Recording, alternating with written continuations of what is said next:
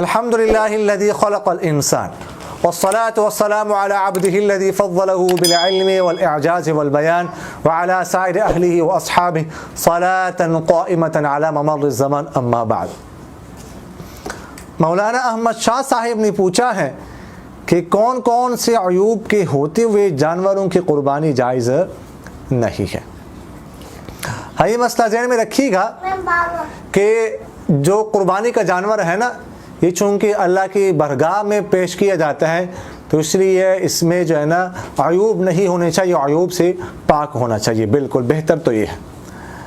لیکن اگر چھوٹے موٹے عیوب ہوں تو جن کا شریعت نے کوئی اعتبار نہیں کیا تو ان کے ہوتے ہوئے قربانی جائز ہے. البتہ بڑے عیوب جسے عیب فاحش اور ظاہر کہا جاتا ہے، ایسا کوئی عیب ہو تو اس کی وجہ سے پھر شریعت نے جو ہے نا وہ قربانی سے روکا کہ ایسے جانور کی قربانی آپ نہیں کر سکتے. تو ہم کچھ عیوب کا جو آج تذکرہ کرتے ہیں کہ کون کون سے عیوب کے ہوتے ہوئے قربانی جائز نہیں ہے، کون کون سے عیوب کے ہوتے ہوئے قربانی جائز ہیں. تو پہلے جو ہے نا وہ یہ ذہن میں رکھیے کہ خصی جانور جو ہوتا ہے نا، خصی، اس کی قربانی جائز ہے.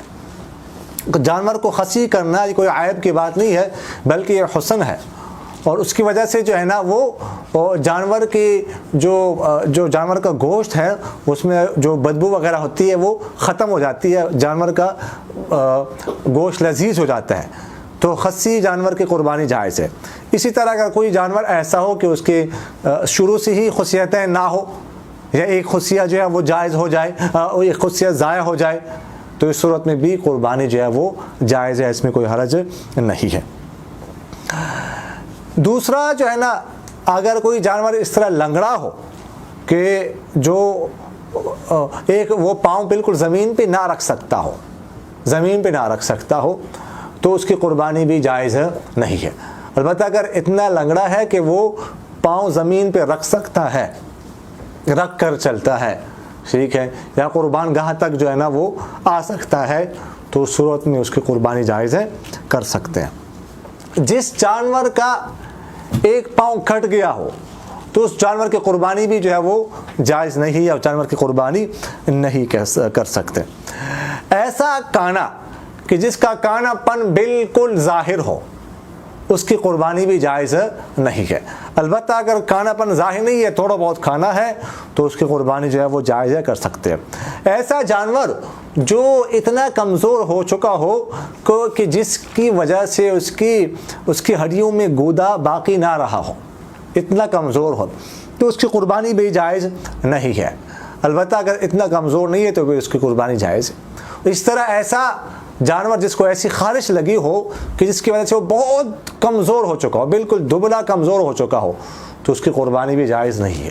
البتہ اگر کسی جانور کو خارش ہے لیکن وہ موٹا تازہ فروا ہے، تو اس کی قربانی جو ہے وہ جائز ہے.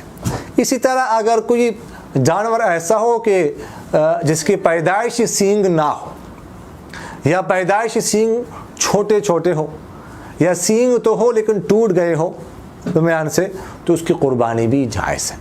البتہ اگر سینگ جو ہے نا وہ اکھڑ جائے جڑ سے، تو پھر اس صورت میں فقہا فرماتے ہیں کہ اس کی قربانی جائز نہیں ہے، اس لیے کہ جڑ سے اکھڑنے کی وجہ سے دماغ پر اثر پڑ جاتا ہے، اس وجہ سے قربانی جائز نہیں. لیکن آج کل ایسا کرتے ہیں کہ شروع سے ہی جو جانور ہوتا ہے اس کی سینگ اکھاڑ دیتے ہیں، پھر اس کے اوپر جو اوپر سے جگہ سی دیتے ہیں جو خوبصورت لگتی ہے، خوبصورتی کے لیے جو ہے وہ اس طرح کرتے ہیں، وہ اس کی سینگ اکھاڑتے ہیں. تو یہ چونکہ خوبصورتی ہے، یہ عیب نہیں ہے، اس لیے، اور دماغ پر بھی کوئی اثر نہیں پڑتا، ایسے جانور کی قربانی بھی جو ہے وہ کیا ہے، جائز ہے. اسی طرح دیکھیے گا جو بڑا جانور ہوتا ہے جیسے گائے بھینس وغیرہ، اس کے 4 تن ہوتے ہیں، اور جو بکری ہوتی ہے اس کے 2 تن ہوتے ہیں. اگر بڑا جانور ایسا ہو کہ جس کے 2 تھن جو ہے وہ ضائع ہو جائے، یا یہ ہے کہ بالکل 2 تن سوکھ جائے، اس میں دودھ آنا جو ہے وہ بند ہو جائے، تو اس کی قربانی بھی جو ہے وہ جائز نہیں ہے. اس طرح بکری وغیرہ کا اگر 1 تھن ضائع ہو جائے، 1 تھن جو ہے وہ خشک ہو جائے اور دودھ آنا بند ہو جائے، تو اس کی قربانی بھی جائز نہیں. اصل میں ضابطہ یہ ہے کہ نصف تھن جو ہے وہ ضائع ہو جائے نا، تو تو اس کی قربانی جائز نہیں ہے. تو بڑے جانور میں 2 تھن نصف ہوتے ہیں اور چھوٹے جانور میں بکری وغیرہ میں جو ہے نا وہ 1 تھن جو ہے وہ نصف ہوتا ہے. تو لہٰذا اس کے اگر بڑے جانور کے 1 تھن ضائع ہو جائے, بالکل ضائع ہو جائے یا خشک ہو جائے, دودھ آنا بند ہو جائے, تو اس کی قربانی جائز ہے, اس لیے کہ نصف سے زائد جو ہے وہ اب باقی ہے. بھینگا جانور جو اس کی قربانی بھی جو ہے وہ جائز ہے. جو جانور بالکل اندھا ہو چکا ہو اس کی قربانی بھی جائز نہیں ہے. یا یہ ہے کہ اس کی ایک آنکھ جو ہے بالکل وہ جو ہے نا وہ ختم ہو گئی, ضائع ہو گئی, یا ایک آنکھ تو ہے لیکن بالکل نظر نہیں آتا, تو اس کی قربانی بھی جائز نہیں ہے. اسی طرح اگر کسی جانور کی قربانی متاثر ہو جائے تو اگر آدھی یا اس سے زیادہ بینائی چلی گئی تو اس کی قربانی بھی جائز نہیں ہے. اگر آدھی سے کم بینائی جو ہے وہ باقی ہے تو اس کی قربانی جو ہے وہ جائز ہے. اسی طرح اگر کوئی جانور ایسا ہے کہ پیدائش ہی اس کے کان دونوں نہیں ہے تو اس کی قربانی بھی جائز نہیں ہے. یا یہ ہے کہ کوئی کان جو ہے وہ نصف سے آدھے سے زیادہ چڑھا ہوا ہے, ٹھیک ہے, تو اس کی قربانی بھی جائز نہیں ہے. البتہ اگر کان چھوٹے چھوٹے ہو یا نصف سے کم کوئی کان جو ہے چڑھا ہوا ہو تو پھر اس صورت میں اس کی قربانی جو ہے وہ جائز ہے, کر سکتے ہیں. اسی طرح جس جانور کی پیدائشی جو ہے نا وہ دم نہ ہو, ٹھیک ہے, یا دم تو ہے لیکن آدھی سے زیادہ کٹ گئی ہے تو اس کی قربانی بھی جائز نہیں ہے.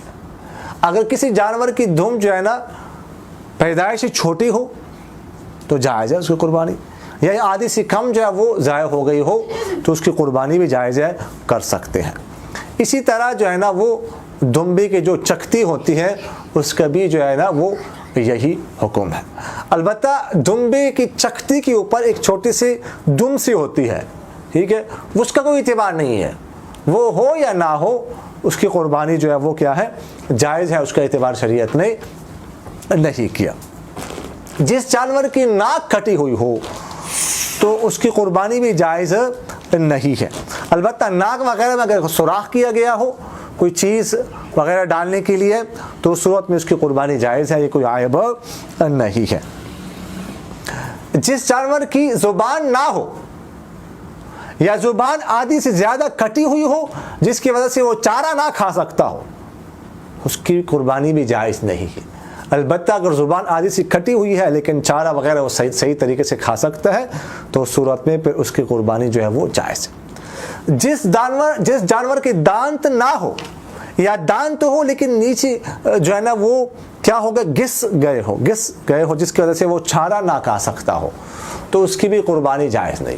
البتہ اگر دانت نہیں ہے یا گس گئے ہیں لیکن وہ چارہ کھا سکتا ہے, چارہ کھانے میں کوئی حرج نہیں ہے, تو اس کی قربانی جو ہے وہ جائز ہے, کر سکتے ہیں. جس جانور کو جنون ہوتا ہو, پاگل پن کبھی کبھار اس پر طاری ہو جاتا ہو, جنون طاری ہو جاتا ہو, تو اگر کبھی کبھار جنون طاری ہوتا ہے لیکن اس کی وجہ سے اس کی صحت پر کوئی اثر نہیں پڑا, صحیح ہے, وہ ٹھیک ٹھاک ہے, فربا ہے, موٹا تازہ ہے, تو پھر اس صورت میں اس کی وجہ سے کوئی حرج نہیں ہے اور جو ہے نا اس کی قربانی بھی کیا ہے, جائز ہے. خنثی جانور جس میں نر اور مادہ دونوں کی علامات پائی جاتی ہے تو اس کے بارے میں فقہاء نے یہ لکھا ہے کہ اس کی قربانی جائز نہیں ہے. پہلے کتابوں میں یہی لکھا ہوا ہے. اس کی وجہ یہ بتائی گئی ہے کہ اس کا جو گوشت ہوتا ہے وہ پکتا نہیں, ٹھیک ہے جی. لیکن آج کل جو ہے نا بعض علماء نے تحقیق کی ہے, جو ہے نا حضرات سے جو جن کے مذبح خانے وغیرہ ہے ان کے پاس گئے, ان سے پوچھا ہے کہ اس طرح کا جو جانور ہوتا ہے اس کا گوشت پکتا ہے کہ نہیں پکتا. انہوں نے بتایا کہ اس میں کوئی حرج نہیں, اچھی طرح پک جاتا ہے. تو اگر کسی خنثی جانور جو ہے نا اس کا گوشت پکتا ہو تو پھر چونکہ وہ علت جو ناجائز ہونے کی تھی وہ موجود نہیں ہے, اس لیے اس کی قربانی بھی جو ہے وہ جائز ہے, وہ کر سکتے ہیں. اس میں دونوں علامات ہو اس کی بات. اگر کسی علامات کسی میں زیادہ ہو دونوں لیکن زیادہ ہے, مثلا مادہ ہونے کی علامات زیادہ ہے, تو پھر اس جانور کی قربانی جو ہے وہ جائز ہے. جو نر جانور زیادہ جفتی کی وجہ سے جو ہے نا جو ہے بہت زیادہ کمزور ہو گئے ہو, ٹھیک ہے جی, اور اسی طرح جو ہے نا مزید یعنی جفتی زیادہ کرنے کی وجہ سے جفتی کرنے پر قادر نہ رہا ہو، یا جو مادہ جانور ہے وہ بہت زیادہ بچے جننے کی وجہ سے اب بچے جننے سے جو ہے نا وہ عاجز ہو گئی ہو، تو اس کی قربانی بھی جو ہے نا وہ جائز نہیں ہے، نہیں کر سکتے۔